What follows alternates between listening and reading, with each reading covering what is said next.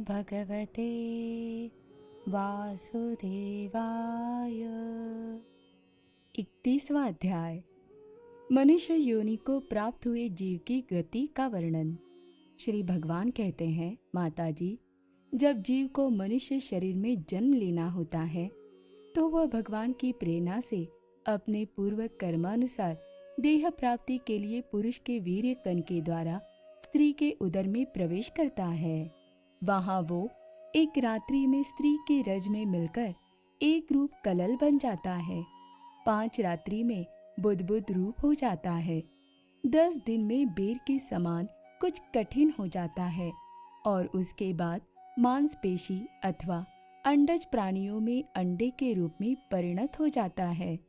1 महीने में उसका सिर निकल आता है।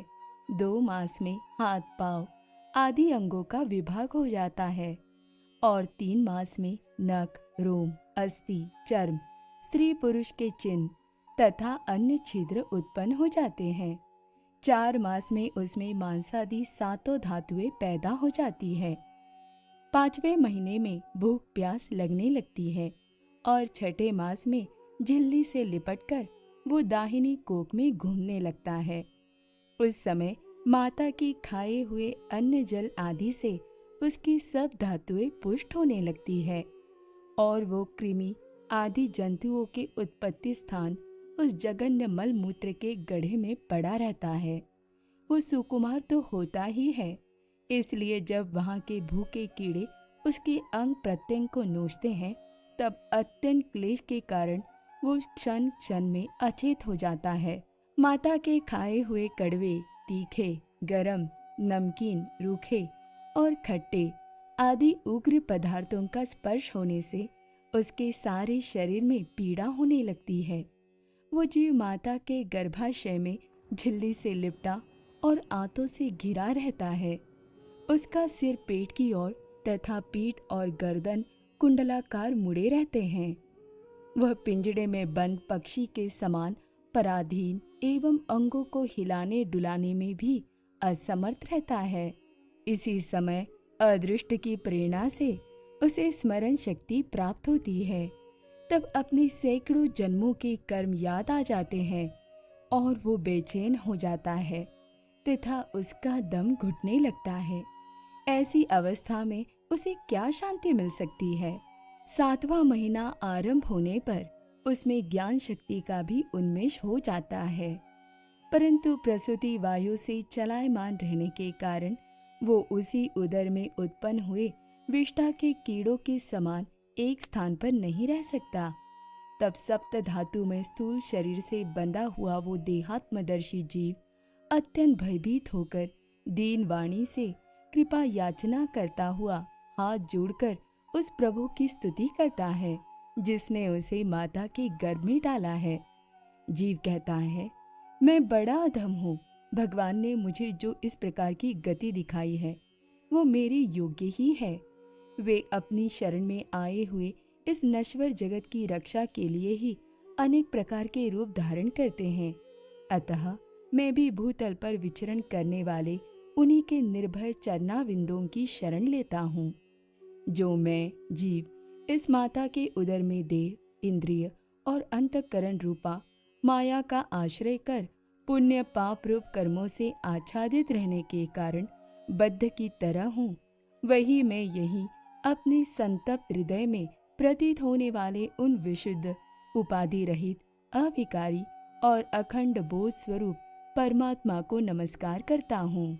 मैं वस्तुतः शरीरादि से रहित असंग होने पर भी देखने में 5 भौतिक शरीर से संबंध हूँ और इसीलिए इंद्रिय, गुण, शब्दादि विषय और चिदाभास अहंकार रूप जान पड़ता हूँ। अतः इस शरीर आदि के आवरण से जिनकी महिमा कुंठित नहीं हुई है, उन प्रकृति और पुरुष के नियंता सर्वज्ञ विद्या शक्ति संपन्न परम पुरुष की मैं वंदना करता हूँ। उन्हीं की माया से अपने स्वरूप की स्मृति नष्ट हो जाने के कारण ये जीव अनेक प्रकार के सत्वादि गुण और कर्म के बंधन से युक्त इस संसार मार्ग में तरह तरह के कष्ट झेलता हुआ भटकता रहता है। अतः उन परम पुरुष परमात्मा की कृपा के बिना और किस युक्ति से इसे अपने स्वरूप का ज्ञान हो सकता है। मुझे जो ये त्रैकालिक ज्ञान हुआ है, ये भी उनके सिवा और किसने दिया है? क्योंकि स्थावर जंगम समस्त प्राणियों में एकमात्र वही तो अंतर्यामी रूप अंश से विद्यमान है। अतः जीव रूप कर्म जनित पदवी का अनुवर्तन करने वाले हम अपनी त्रिविध तापों की शक्ति के लिए उन्हीं का भजन करते हैं। भगवान, ये देहधारी जीव दूसरी माता के देह के उदर के भीतर मल मूत्र और रुधिर के कुएं में गिरा हुआ है। उसकी जठराग्नि से इसका शरीर अत्यंत संतप्त हो रहा है। उससे निकलने की इच्छा करता हुआ ये अपने महीने गिन रहा है। भगवान, अब इस दिन को यहाँ से कब निकाला जाएगा? स्वामिन, आप बड़े दयालु हैं। आप जैसे उदार प्रभु ने ही इस 10 मास के जीव को ऐसा उत्कृष्ट ज्ञान दिया है। दीनबंधु, इस अपने किए हुए उपकार से ही आप प्रसन्न हो, क्योंकि आपको हाथ जोड़ने के सिवा आपके इस उपकार का बदला तो कोई दे भी क्या सकता है। प्रभु, संसार के ये पशु पक्षी और अन्य जीव तो अपनी मूढ़ बुद्धि के अनुसार अपने शरीर में होने वाले सुख दुखादि का ही अनुभव करते हैं, किंतु मैं तो आपकी कृपा से शम दमादि साधन संपन्न शरीर से युक्त हुआ हूँ। अतः आपके दी हुई विवेकवती बुद्धि से आप पुराण पुरुष को अपने शरीर के बाहर और भीतर अहंकार के आश्रयभूत आत्मा की भांति प्रत्यक्ष अनुभव करता हूँ। भगवान, इस अत्यंत दुख से भरे हुए गर्भाशय में यद्यपि मैं बड़े कष्ट से रह रहा हूँ, तो भी इससे बाहर निकलकर संसार में अंधकूप में गिरने की मुझे बिल्कुल इच्छा नहीं है, क्योंकि उसमें जाने वाले जीव को आपकी माया घेर लेती है, जिसके कारण उसकी शरीर में अहम बुद्धि हो जाती है और उसके परिणाम में उसे फिर इस संसार चक्र में ही पड़ना होता है। अतः मैं व्याकुलता को छोड़कर हृदय में श्री विष्णु भगवान के चरणों को स्थापित कर अपनी बुद्धि की सहायता से ही अपने को बहुत शीघ्र इस संसार रूप समुद्र के पार लगा दूंगा, जिससे मुझे अनेक प्रकार के दोषों से युक्त ये संसार दुख फिर न प्राप्त हो। कपिल देव जी कहते हैं, माता, वो 10 महीने का जीव गर्भ में ही जब इस प्रकार विवेक संपन्न होकर भगवान की स्तुति करता है, तब उस अधोमुख बालक को प्रसव काल की वायु तत्काल बाहर आने के लिए ढकेलती है। उसके सहसा ठेलने पर वो बालक अत्यंत व्याकुल हो नीचे सिर करके बड़े कष्ट से बाहर निकलता है। उस समय उसके श्वास की गति रुक जाती है और पूर्व स्मृति नष्ट हो जाती है। पृथ्वी पर माता के रुधिर और मूत्र में पड़ा हुआ वो बालक विष्ठा के कीड़े के समान छटपटाता है। उसका गर्भवास का सारा ज्ञान नष्ट हो जाता है और वो विपरीत गति देहाभिमान रूप अज्ञान दशा को प्राप्त होकर बार बार जोर जोर से रोता है। फिर जो लोग उसका अभिप्राय नहीं समझ सकते, उनके द्वारा उसका पालन पोषण होता है। ऐसी अवस्था में उसे जो प्रतिकूलता प्राप्त होती है, उसका निषेध करने की शक्ति भी उसमें नहीं होती। जब उस जीव को शिशु अवस्था में मैली कुचेली खाट पर सुला दिया जाता है, जिसमें खटमल आदि स्वेदक जीव चिपटे रहते हैं, तब उसमें शरीर को खुजलाने, उठाने अथवा करवट बदलने के भी सामर्थ्य न होने के कारण वो बड़ा कष्ट पाता है। उसकी त्वचा बड़ी कोमल होती है। उसे डांस, मच्छर और खटमल आदि उसी प्रकार काटते रहते हैं जैसे बड़े कीड़े को छोटे कीड़े। इस समय उसका गर्भावस्था का सारा ज्ञान जाता रहता है, सिवा रोने के वो कुछ नहीं कर सकता।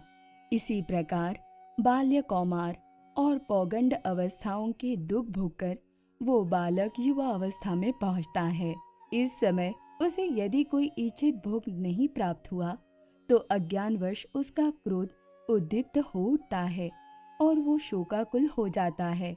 देह के साथ ही साथ अभिमान और क्रोध बढ़ जाने के कारण वो काम परवश जीव अपना ही नाश करने के लिए दूसरे कामी पुरुषों के साथ वैर ठानता है। खोटी बुद्धि वाला वो अज्ञानी जीव पंचभूतों से रचे हुए इस देह में मिथ्याभिनिवेश के कारण निरंतर मैं मेरेपन का अभिमान करने लगता है। जो शरीर इसे वृद्धावस्था आदि अनेक प्रकार के कष्ट ही देता है तथा अविद्या और कर्म के सूत्र से बंधा रहने के कारण सदा इसके पीछे लगा रहता है, उसी के लिए ये तरह तरह के कर्म करता रहता है, जिनमें बन जाने के कारण इसे बार बार संसार चक्र में पड़ना होता है। सन्मार्ग में चलते हुए यदि इसका किन्हीं और उपस्थेंद्रिय के भोगों में लगे हुए विषयी पुरुषों से समागम हो जाता है और ये उनमें आस्था करके उन्हीं का अनुगमन करने लगता है, तो पहले के समान ही फिर नारकी योनियों में पड़ता है, जिनके संग से इसके सत्य, शौच, बाहर भीतर की पवित्रता, दया, वाणी का संगम, बुद्धि, धन संपत्ति, लज्जा, यश, क्षमा, मन और इंद्रियों का संयम तथा ऐश्वर्य आदि सभी सद्गुण नष्ट हो जाते हैं। उन अत्यंत शोचनीय स्त्रियों के क्रीड़ा मृग खिलौना, अशांत, मूढ़ और देहात्मदर्शी असत पुरुषों का संग कभी नहीं करना चाहिए, क्योंकि इस जीव को किसी और का संग करने से ऐसा मोह और बंधन नहीं होता जैसा स्त्री और स्त्रियों के संगनियों का संग करने से होता है। एक बार अपनी पुत्री सरस्वती को देखकर ब्रह्मा जी भी उसके रूप लावण्य से मोहित हो गए थे और उसके मृगी रूप होकर भागने पर उसके पीछे निर्लज्जता पूर्वक मृग रूप होकर दौड़ने लगे। उन्हीं ब्रह्मा जी ने मरीचि आदि प्रजापतियों की तथा मरीचि आदि ने कश्यप आदि की और कश्यप आदि ने देव मनुष्यादि प्राणियों की सृष्टि की। अतः इनमें एक ऋषि प्रवर नारायण को छोड़कर ऐसा कौन पुरुष हो सकता है जिसकी बुद्धि स्त्री रूपिणी माया से मोहित न हो। अहो, मेरी इस स्त्री रूपिणी माया का बल तो देखो, जो अपने भ्रुकुटी विलास मात्र से बड़े बड़े दिग्विजय वीरों को पैरों से कुचल देती है। जो पुरुष योग के परम पद पर आरूढ़ होना चाहता हो अथवा जिसे मेरी सेवा के प्रभाव से आत्मा अनात्मा का विवेक हो गया हो, वो स्त्रियों का संग कभी न करे, क्योंकि उन्हें ऐसे पुरुष के लिए नरक का खुला द्वार बताया गया है। भगवान की रची हुई ये जो स्त्री रूपिणी माया धीरे धीरे सेवा आदि के मिस से पास आती है, इसे तिकोनों से ढके हुए कुएं के समान अपनी मृत्यु ही समझे।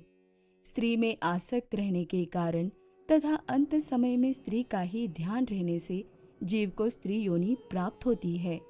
इस प्रकार स्त्री योनि को प्राप्त हुआ जीव पुरुष रूप में प्रतीत होने वाली मेरी माया को ही धन, पुत्र और गृह आदि देने वाला अपना पति मानता रहता है। सो जिस प्रकार व्याधि का गान कानों को प्रिय लगने पर भी बेचारे भोले भाले पशु पक्षियों को फंसाकर उनके नाश का ही कारण होता है, उसी प्रकार उन पुत्र, पति और ग्रह आदि को विधाता की निश्चित की हुई अपनी मृत्यु ही जाने। देवी, जीव के उपाधिभूत लिंग देह के द्वारा पुरुष एक लोक से दूसरे लोक में जाता है और अपने प्रारब्ध कर्मों को भोगता हुआ निरंतर अन्य देहों की प्राप्ति के लिए दूसरे कर्म करता रहता है। जीव का उपाधि रूप लिंग शरीर तो मोक्ष पर्यंत उसके साथ रहता है तथा भूत, इंद्रिय और मन का कार्य रूप स्थूल शरीर इसका भोगाधिष्ठान है।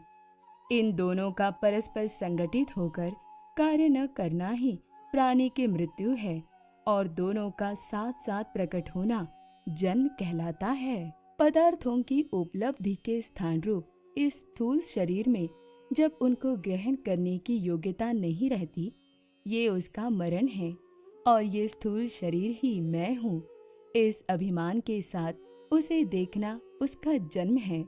नेत्रों में जब किसी दोष के कारण रूपादि को देखने की योग्यता नहीं रहती, तभी उनमें रहने वाले चक्षु इंद्रिय भी रूप देखने में असमर्थ हो जाती है और जब नेत्र और उनमें रहने वाली इंद्रिय दोनों ही रूप देखने में असमर्थ हो जाते हैं, तभी इन दोनों के साक्षी जीव में भी वो योग्यता नहीं रहती।